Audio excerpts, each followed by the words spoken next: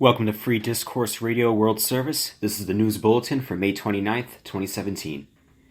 In wake of Donald Trump's travel ban being blocked by U.S. courts, the United States has quietly raised the limit of how many refugees are allowed into the country.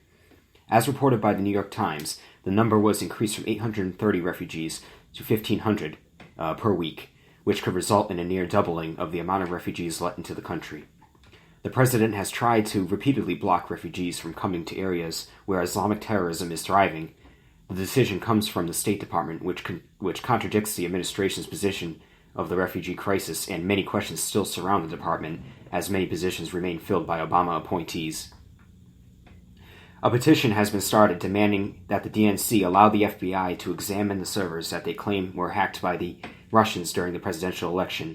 The petition is targeted at newly elected DNC chairman Tom Perez.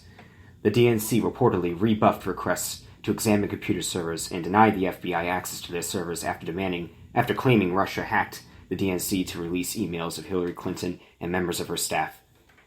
The NSA has said that they are only moderately confident that the Russians carried out the hacking, and there are claims by Mega Uploader founder Kim.com that he knew murdered DNC staffer Seth Rich to be the leaker of 44,000 emails to WikiLeaks.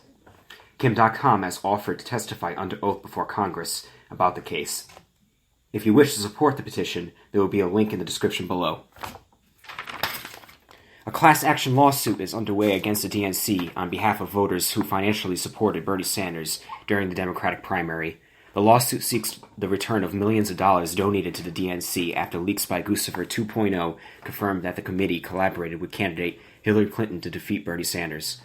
One of the attorneys representing the class action, Harvard Law graduate Jared Beck, says the lawsuit cites 6 legal claims including fraud, negligent misrepresentation, deceptive conduct from the DNC, and monetary redistribution for supporters of Sanders, and more.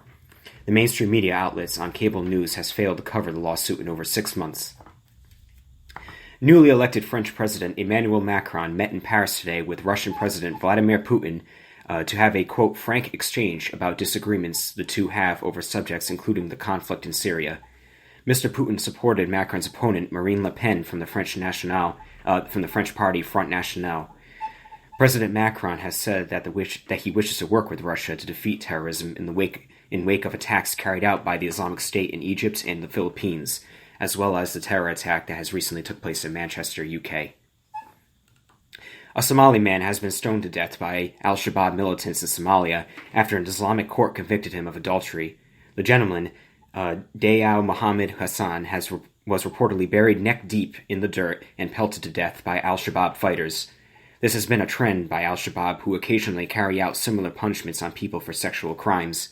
In 2014, a teenage boy was stoned to death after being convicted of raping a woman.